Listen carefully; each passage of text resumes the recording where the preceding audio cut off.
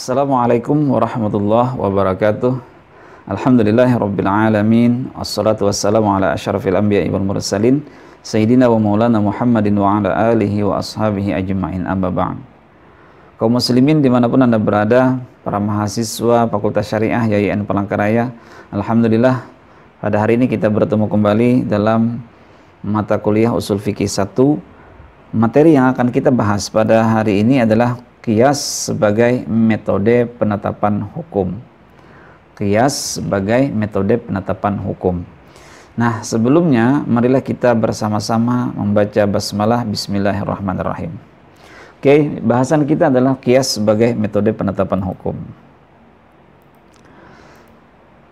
Kita awali dari pengertian qiyas. Apa itu qiyas? Qiyas ini pendapat dari Syekh Muhammad Wahbah Zuhaili. Beliau mengatakan ilhaqu amrin ghairi mansusin ala hukmihi syar'iyyi bi amrin mansusin ala hukmihi lishtirakihima fi illatil hukmi.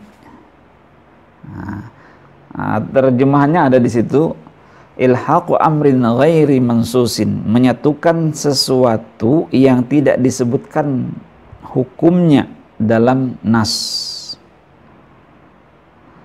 Itu bi amrin mansusin, dengan sesuatu yang disebutkan ala hukmihi, atas disebutkan hukumnya dalam nas, lishtirakihima, karena adanya kesatuan di antara keduanya, itu kesatuan ilah di antara keduanya, fi illatil hukmi, itu sama-sama ilat. Nah, jadi gini aja maksudnya adalah sesuatu yang tidak disebutkan dalam Al-Quran dan hadis, hukum sesuatu, hukum satu persoalan yang tidak disebutkan dalam Al-Quran dan hadis atau dalam nas sebutannya, disatukan dengan hukum suatu persoalan yang sudah disebutkan dalam Al-Quran dan hadis. Karena apa? Karena ada kesatuan ilat hukum di antara keduanya. Bisa dibayangkan nggak kira-kira? Nah, ini kita lanjut dulu ya, lanjut ke pengertian berikutnya. Nah, ini qiyas, supaya lebih jelasnya, menyamakan hukum satu peristiwa yang tidak diatur dalam nas kepada hukum satu peristiwa yang sudah diatur dalam nas karena adanya kesamaan illah atau illat tadi. Ini satu persoalan baru, gitu kan? Dicari dalam Al-Quran hadis, persoalan ini nggak ada secara eksplisit, secara jelas disebutkan, tidak ada. Tapi kelihatannya yang mirip-mirip sama ada yang disebutkan dalam Al-Quran dan hadis, gitu. Maka peristiwa yang tidak diatur dalam nas ini disamakan dengan persoalan yang sudah diatur dalam Al-Quran dan hadis itu. Kenapa dia disamakan? Karena adanya persamaan illah. Apa itu illah? Nanti kita bahas. Yang jelas sampai di sini bisa dipahami nggak kira-kira pengertian ini?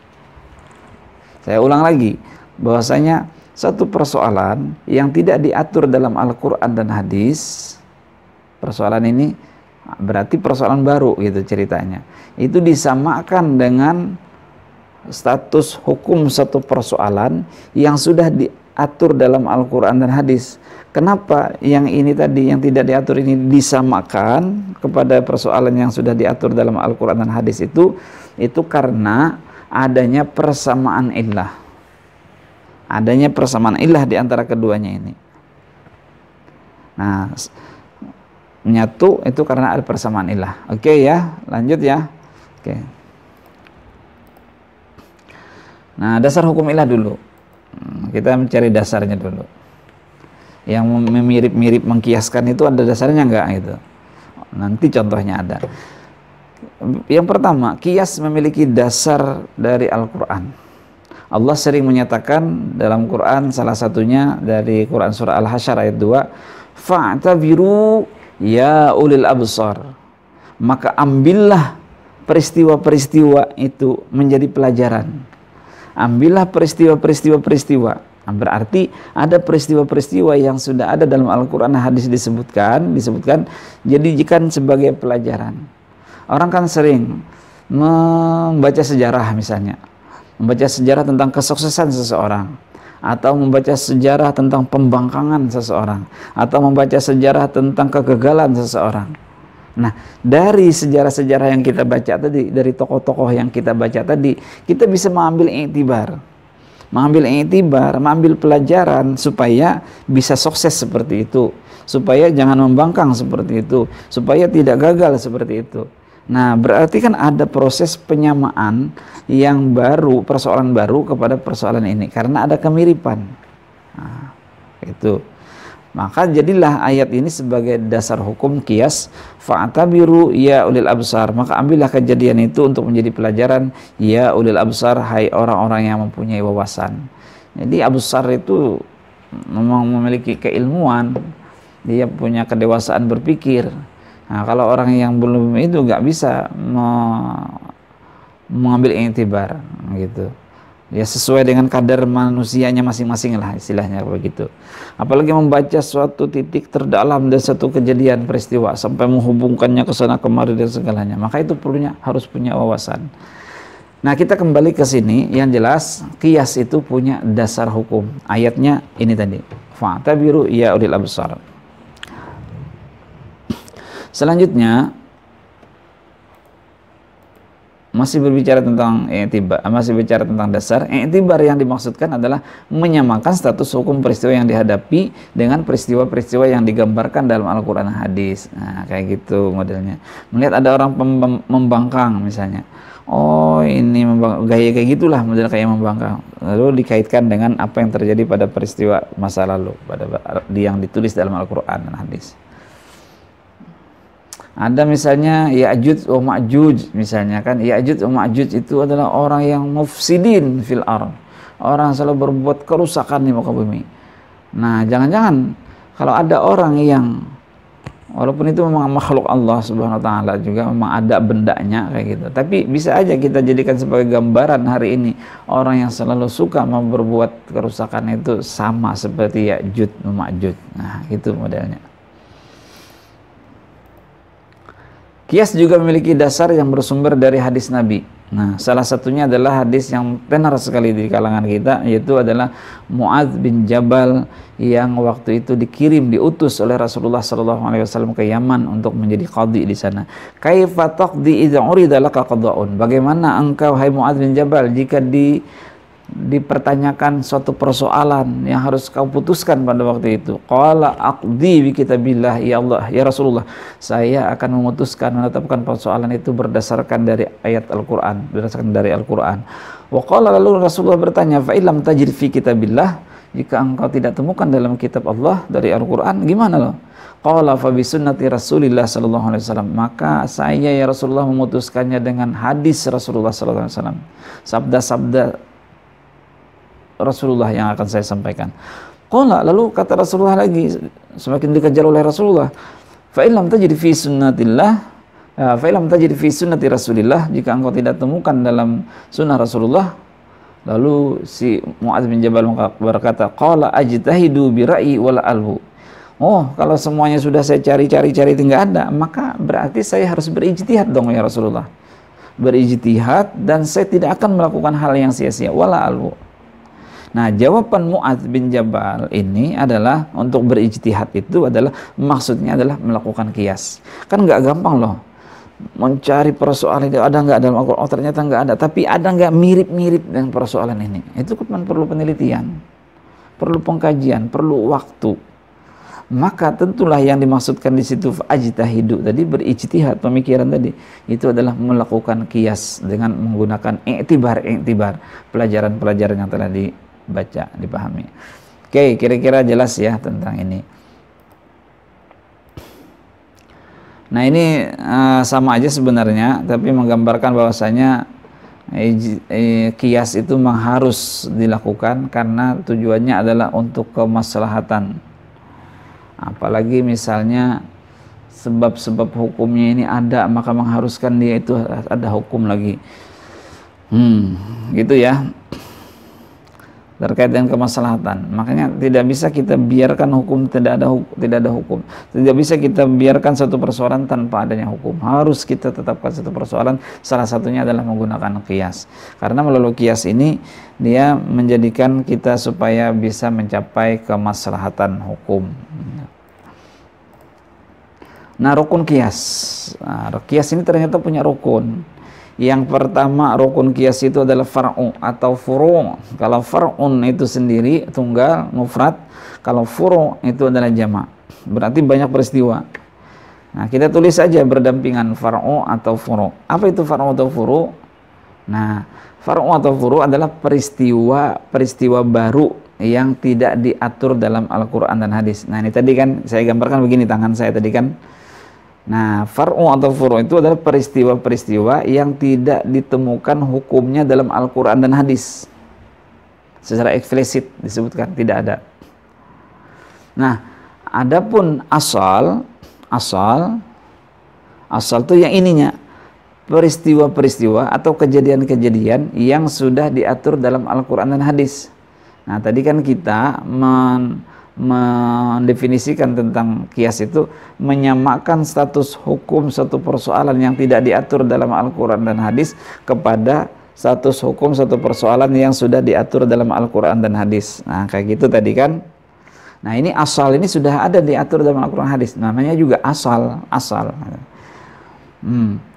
Kemudian yang ketiga hukum asal. Hukum asal itu adalah status hukum yang terdapat pada asal. Kalau di sini tadi boleh, maka bolehlah yang baru ini menjadi boleh juga, peristiwa baru ini, karena disamakan ke sini. Nah, status hukumnya di sini bolehkah, haramkah, makruhkah, mubahkah, sunnahkah, wajibkah, dan segalanya. Nah, di sini disebut dengan namanya hukum asal. Jadi di sini ini asal dan hukum asal. Nah, kenapa ini tadi disamakan? Karena ada persamaan illah. Apa itu illah? Illah itu motif timbulnya hukum. Motif timbulnya hukum. Nanti ada contohnya. Nah, kita membahas teorinya saja dulu. Motif timbulnya hukum. Motif itu apa motif? Motif itu kan modelnya hampir mirip seperti hal-hal yang melatar belakangi timbulnya hukum. Ada masalah apa yang menjadikan dia jadi timbulnya hukum. Itu kan motif yang membangkitkan. Kalau dalam kitab usul itu sering disebutkan ad-da'i, al-ba'is, al-ba'is lil hukmi, yaitu yang mendorong timbulnya hukum. Apa sih kok menyebabkan hukumnya begini? Kenapa umat Islam tidak boleh melakukan hal ini? Nah, misalnya apa saja kayak gitu. Kenapa umat Islam wajib sholatnya begini? Kenapa umat Islam sholatnya 5 waktu sholat? Kenapa dalam waktu Ramadan atau ada sholat sunat yang lain dan segalanya? Kenapa umat Islam harus berzakat? Kenapa umat Islam dianjurkan bersedekah? Kenapa umat Islam harus peduli sesama? Nah, ini kan pertanyaan kenapa itu adalah melahirkan, atau itu adalah pertanyaan dari illah atau pertanyaan motif timbulnya hukum. Bisa dijelaskan, bisa dipahami ya penjelasan ini. Atau illah itu adalah suatu sifat yang menandai adanya hukum. Satu sifat yang menandai atau menunjukkan adanya hukum. Satu sifat. Nah, satu sifat itu misalnya kita menyamakan orang ya, misalnya. Oh, kenapa dia bisa kamu samakan dengan ini? Gitu, mudahnya kan gitu. Bisa kenapa kamu? Oh, ternyata dilihat dari itu loh, matanya itu loh, itu mirip dengan orangnya, dan orang yang ada di sebelah itu. Gitu. Atau dia ini orangnya pemurah, atau orang ini pemarah, atau orang ini pembohong, atau orang ini apa saja kayak gitu kan. Ada sifat-sifat yang menandai, menunjukkan adanya jati dirinya orang ini, lalu kemudian disamakan karena yang ada di sini mirip-mirip juga kayak gitu. Nah, itu satu sifat namanya. Kalau kayak terkait dengan hukum maka menjadi hukum. Oke, saudara sekalian, intinya adalah ada 4 rukunnya harus dipenuhi ketika kita mau melakukan kias. Yang pertama asal, yang pertama furu, yang kedua asal, yang ketiga hukum asal, yang keempat illah. Silakan dipahami, dibaca, diresapi hal-hal yang empat ini. Oke, kita lanjut. Nah, ini kita langsung ke contoh saja. Mudah-mudahan bisa terlihat ya di sini. Memang ini garis-garis seperti itu. Misalnya tentang Malaga, Robinson, brandy, topi miring, dan apapun namanya. Bahkan sampai lempok, ngelempok. Apalagi ada obat-obat yang obat batuk itu dijadikan sebagai obat itu juga. Apa namanya, lupa, ada obat apa namanya, apa smart drill apa itu namanya, saya lupa juga nama-nama seperti itu. Katanya bisa dijadikan sebagai bahan untuk mengplay gitu ya, supaya perasaan jadi terbang, mabuk lah gitu. Nah, berbagai macam jenis yang kita sebutkan tadi dicari dalam Al-Quran dan hadis nggak ketemu, nggak ada bacaannya istilahnya inna Robinson wa Malaga haramun, misalnya nggak ada kan seperti itu. Kita cari nggak ada dalam Al-Quran seperti itu, atau dalam hadis Nabi tidak ada. Atau misalnya baram, misalnya kan inna baraman, apa itu nggak ada. Nah, tapi ketika dalam kita lihat, kita kaji di Al-Quran, ternyata ada istilah khamar. Istilah khamar, innamal khamru wal maisir. Dan selanjutnya itu kan ada ayat Al-Qurannya. Nah, khamar ini hukumnya haram karena apa? Fajtanibuhu rijzun min amali syaitan. Khamar itu adalah rijzun min amali syaitan. Adalah perbuatan terkeji dari perbuatan syaitan. Nah, rijzun itu kotornya kotor banget lah gitu. Nah, disamakan hukumnya ke situ karena apa? Karena illah tadi. Nah, illah motifnya sama tadi kenapa? Karena adanya persamaan motif. Apa motifnya? Adanya zat yang memabukkan. Zat yang memabukkan. Bukan hanya bisa memabukkan, enggak. Tapi adanya zat yang memabukkan. Kalau adanya zat yang memabukkan, maka sedikit ataupun banyak seseorang itu minum, mengkonsumsi miras atau apapun namanya tadi, tetap haram. Qaliluhu wa katsiruhu haramun. Nah, begini caranya, saudara ya. Jadi ketika kita mau mengkiaskan satu persoalan, kita letakkan dulu persoalan kita ini apa saja. Maka itu menjadi furu. Apa saja. Lalu cari hukumnya. Ada nggak? Oh, karena tidak ada. Berarti paling-paling kita mencari asal. Asalnya seperti apa? Lalu kita cari, kita samakan. Tapi tunggu dulu. Ini kira-kira motif hukumnya sama nggak? Jangan-jangan beda. Kalau motif hukumnya berbeda, maka itu disebut dengan qiyas ma'al fariq. Qiyas ma'al fariq, qiyas yang bertentangan, nggak boleh dilakukan seperti itu, gitu ceritanya. Oh, ternyata sama. Yang miras Malaga Robinson ini ternyata memabukkan juga, gitu. Oh, atau smart drill atau obat batuk itu apa namanya? Ternyata kalau diminum bahkan mungkin obat Mixagrip atau obat Paramek atau obat apa ya, maaf ya saya sebutkan nama produknya, tetapi misalnya itu dimakan banyak langsung play misalnya. Nah, berarti mereka ini sama-sama punya motif. Nah, kalau sama punya motif berarti dah dihukumkan sebagaimana hukumnya asal gitu. Lanjutnya misalnya beras, jagung, sagu.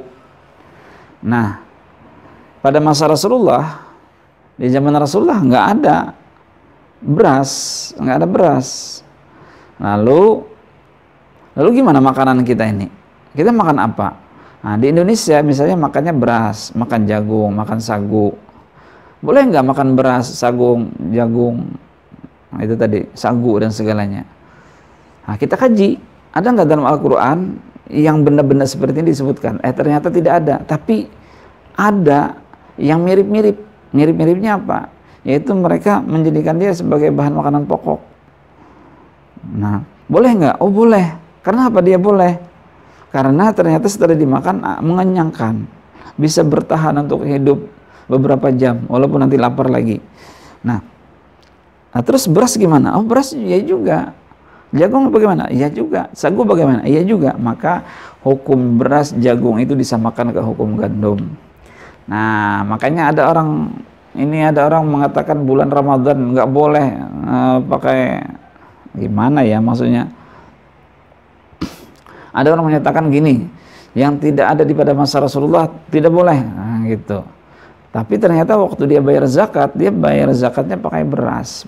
Padahal pada masa Rasulullah nggak ada beras, gitu ceritanya. Beras boleh, beras itu boleh kita jadikan sebagai apa namanya, untuk membayar zakat kita, apalagi zakat misalnya zakat fitrah misalnya kan, boleh, nggak ada yang melarang. Itu dari mana dapatnya? Ya dikiaskanlah ke istilahnya makanan pokok yang dimakan pada masa Rasulullah SAW. Yang penting yang kita titik tekankan itu adalah makanan pokoknya itu. Ada juga orang pernah berkata bahwasanya, oh tidak sah itu, para ulama Indonesia mengatakan bahwasanya boleh zakat fitrah pakai uang. Tapi yang dia takar itu beras. Harusnya yang dia takar itu adalah gandum dan tamar di sana, gitu penjelasan orang itu. Maka itu keliru tuh ulama itu, kata dia mengatakan. Padahal beras itu pun juga disebutkan. Kalau kita coba Anda lihat dalam kitabnya Al-Fiqhu Al-Islam wa Adillatuhu, Profesor Wahbah Zuhaili mengatakan, watajibu ala kulli zakat al-fitri, gitu kalau tidak salah redaksinya begitu, ala arba'ati asya. Ada 4 hal. Yang pertama al-hintah. Yang kedua asyair. Yang ketiga adalah at-tamar. Yang keempat adalah zabib. Nah, kalau kita artikan coba, al-hintah itu gandum, tamar korma, zabib kismis. Lalu syair apa? Kebanyakan kita mengartikan syair dan hintah itu sama seperti gandum juga diartikan. Padahal kalau kita lihat, kita kaji dari segi bahasanya, dari perkembangan bahasa, ternyata syairun itu adalah jelai, barilei, kalau tidak salah itu berilei, bahasa Inggrisnya gitu. Diartikan ke dalam, dari bahasa Inggris ke dalam bahasa Indonesia artinya jelai. Jelai itu seperti apa? Modelnya kayak sereal, makanan merupakan biji-bijian. Atau mungkin memang dia dari gandum, karena diartikan jelai itu adalah noodles, artinya model kayak gandum mie gitu kan. Dari gandum dibuatlah jadi mie, dibuatlah dari bahan makanan yang lain. Atau disebutkan jelai itu adalah makanan yang bermanfaat dan mengenyangkan.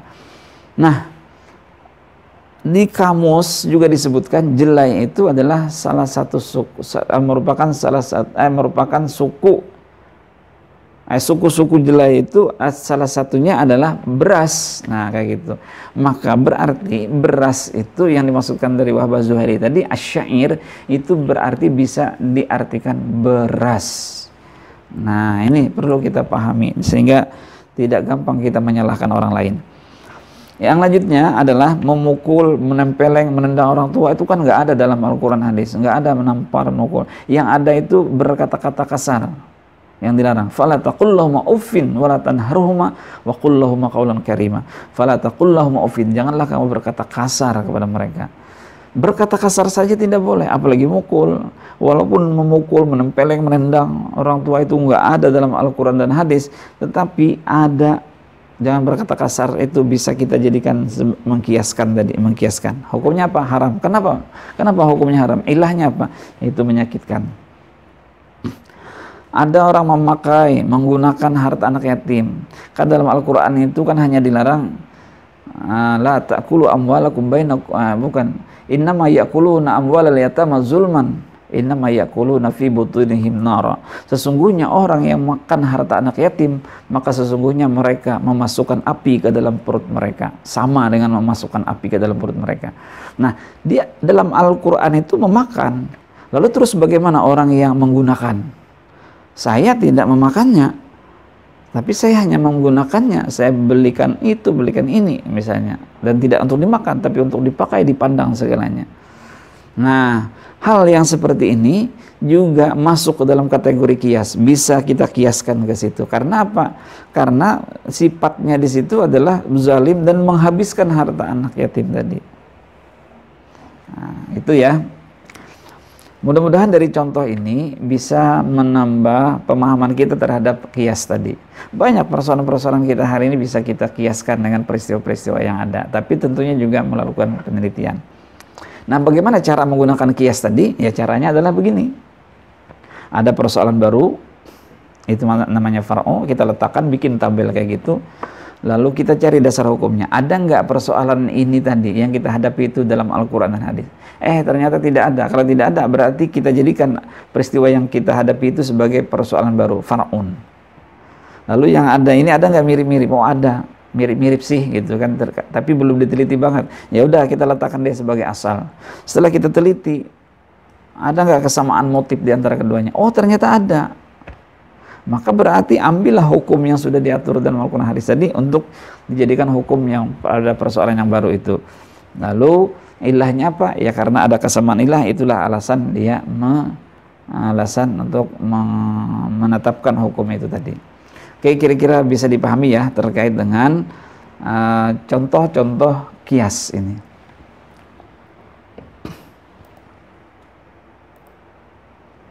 Ini ayat Al-Quran yang kita bacakan tadi ya.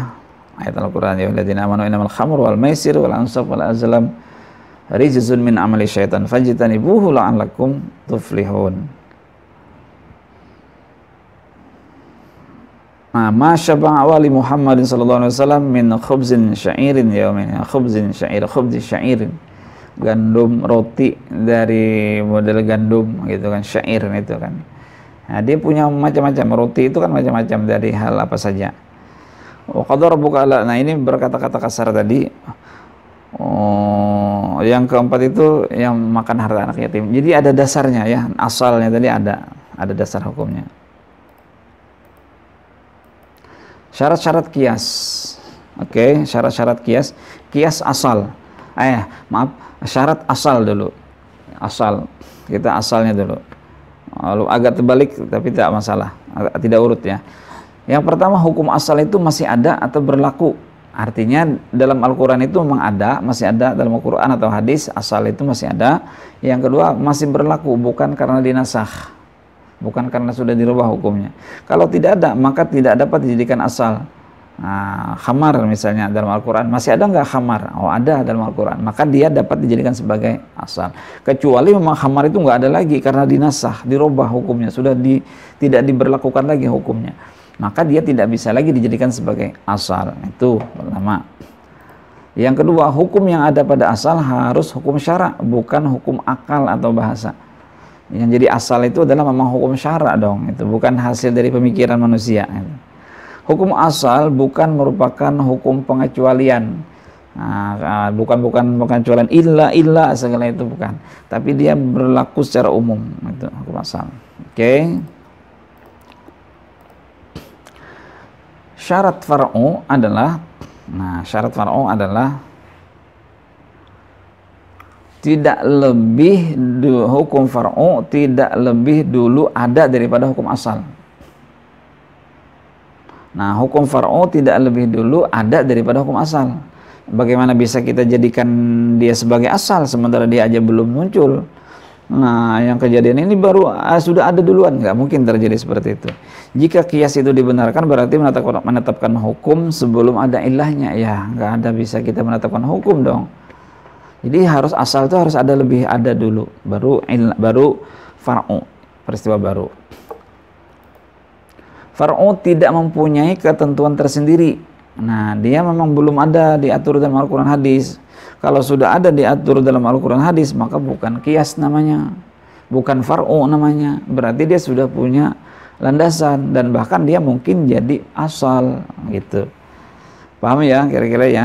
Ilah yang terdapat pada far'u harus sama dengan ilah yang terdapat pada asal. Nah, ini tadi syaratnya tadi kan harus semua sama-sama sama gitu ya. Ilahnya ini satu dengan yang lain harus sama. Hukum far'u harus sama dengan hukum asal. Nah, jadi kalau hukumnya begini, ya itulah dia jadi begitu. Hukumnya haram, ya haram juga. Nggak mungkin yang di asal haram, lalu tiba-tiba yang far'u hukumnya makruh misalnya dari hasil kias. Berarti ada kekeliruan dalam melaksanakan kias. Syarat illah juga masih, illah harus tetap berlaku. Artinya memang harus ada. Sebab illah penentu adanya hukum.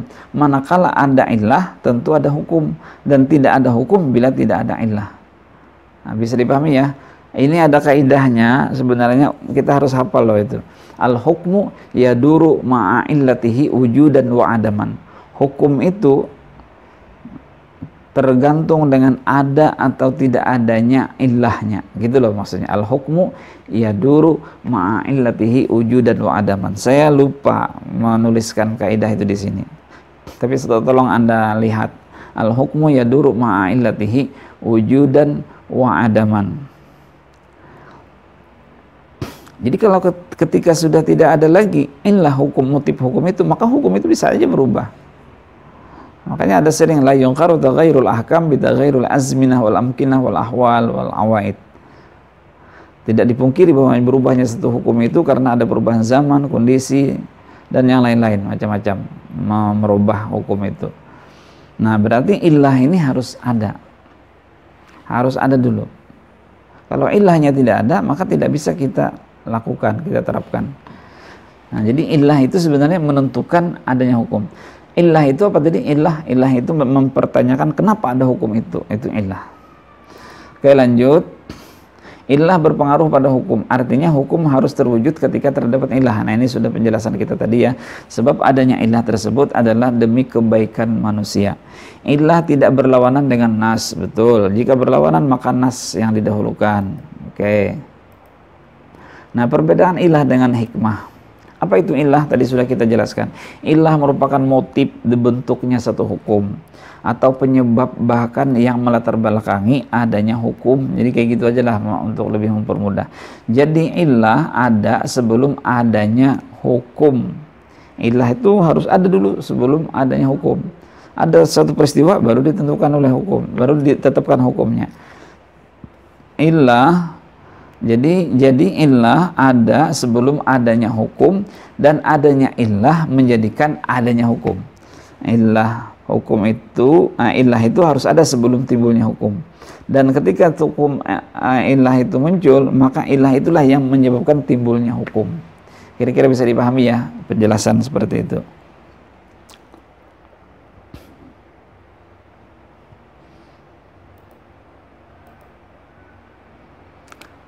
Nah, terus hikmah apa? Hikmah ini merupakan manfaat yang didapatkan setelah adanya hukum itu. Manfaat yang diperoleh setelah adanya hukum itu, setelah ditetapkannya hukum itu, setelah dibentuknya hukum itu. Manfaatnya apa sih? Manfaat tersebut berupa kemaslahatan untuk manusia, maka itu harus manfaat itu. Tidak mungkin kan hikmahnya apa? Oh, hikmahnya adalah untuk menyakiti gitu, nggak mungkin kan? Jadi hikmahnya apa yang kita dapatkan dari sini? Ya, mudah-mudahan kita semakin lebih baik lagi dan mendapatkan kebaikan. Nah, misalnya seperti itu. Itu adalah kaitannya ke kebaikan. Jadi adanya hikmah setelah adanya hukum.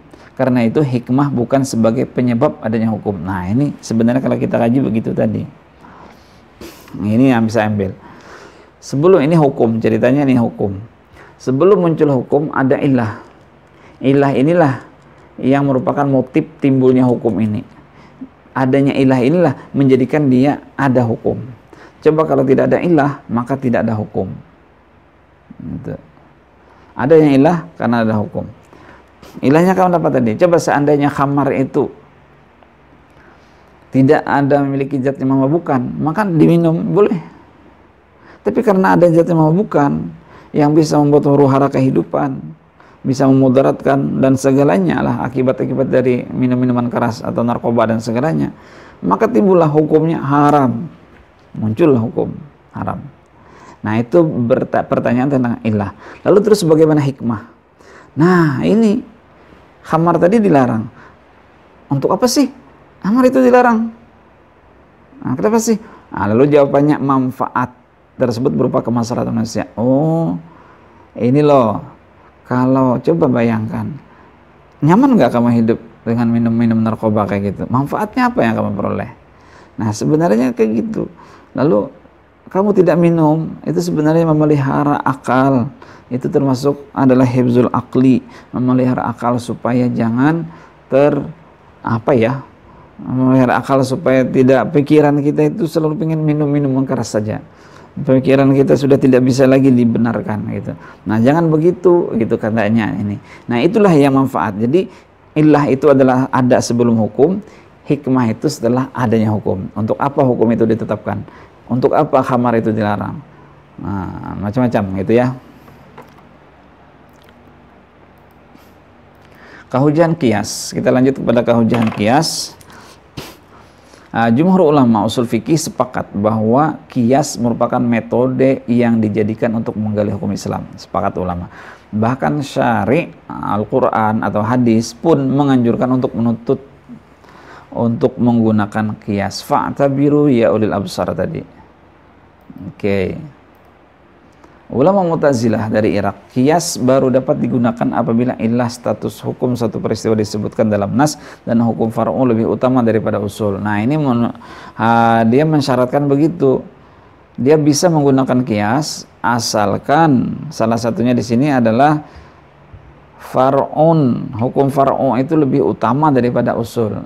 Nah, mungkin bisa kita kembalikan kepada contoh tadi, memukul, menendang, menempeleng orang tua itu lebih apa ya? Lebih utama begitu. Maksudnya lebih sakit gitu, lebih sakit daripada kejadian yang ada di asal. Nah, ini tadi kan peristiwa disebutkan dalam nas dan hukum far'u lebih utama daripada hukum asal. Hukum far'u lebih utama daripada hukum asal. Nah, jadi maksudnya tadi kan memukul, menempeleng orang tua tadi itu lebih dahsyat, lebih utama daripada hukum asal hanya berkata fala taqullahu ma'uffin, janganlah kamu berkata-kata kasar, itu aja. Nah, ini lebih utama. Nah, golongan Mu'tazilah baru menerima kalau kiasnya kayak gitu, tapi kalau sejajar tidak gitu kayaknya. Nah, kalangan Zahiriyah dan termasuk Asy-Syaukani Asy-Syafi'iyah, kias memang boleh, tetapi tidak ada satupun nas yang mewajibkannya.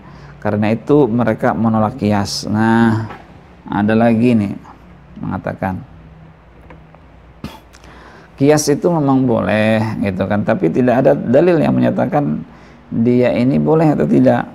Nah, karena tidak ada dalil menyatakan tetapi tidak ada dalil satupun nas yang mewajibkannya, maka berarti mereka menolak kias. Ya wajarlah, pemikiran-pemikiran beda-beda. Syiah, Imamiyah dan Nazam Mu'tazili, kias tidak dapat dijadikan hujjah, dijadikan metode untuk menggali hukum dan tidak wajib boleh digunakan. Nah, ini orang kayak gini tidak berkias. Nah, oke, saudara-saudara sekalian, para mahasiswa, itulah makalah kita. Hari ini kita membicarakan tentang kias. Bagaimana menggunakan kias? Tadi sudah kita paparkan secara panjang lebar tentang penggunaan kias di tabel-tabel kias tadi sudah. Coba kita lihat lagi mana tabelnya. Nah, ini sudah kita lakukan. Bagaimana tekniknya? Adalah tekniknya bikin tabel kayak gitu. Perlu penelitian. Dia dijadikan sebagai hujah bisa nggak? Oh, bisa. Nah, walaupun di antara ulama juga ada yang menyatakan tidak bisa dijadikan sebagai hujah. Terima kasih saudara-saudara sekalian. Mudah-mudahan ada manfaatnya. Marilah kita akhiri perkuliahan kita ini dengan sama-sama baca hamdalah. Alhamdulillahirabbil alamin. Assalamualaikum warahmatullahi wabarakatuh.